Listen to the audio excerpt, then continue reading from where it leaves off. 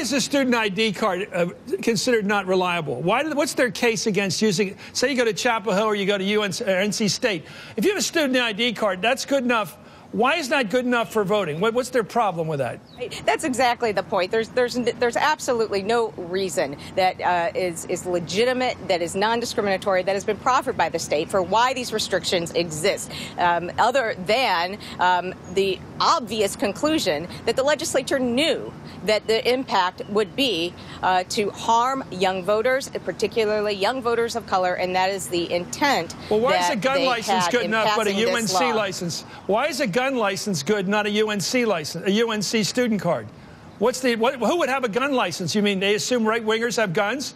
Well, restrictive voting laws we're talking about all across the country right now in North Carolina appear to be aimed at solving a problem that doesn't exist. And this is a point that has to be made. Now, Brian, to you, I'm trying to think of what sort of weird person would risk a felony charge by voting in, say, North Carolina when they're from Virginia, voting in both states, even though it hasn't happened yet.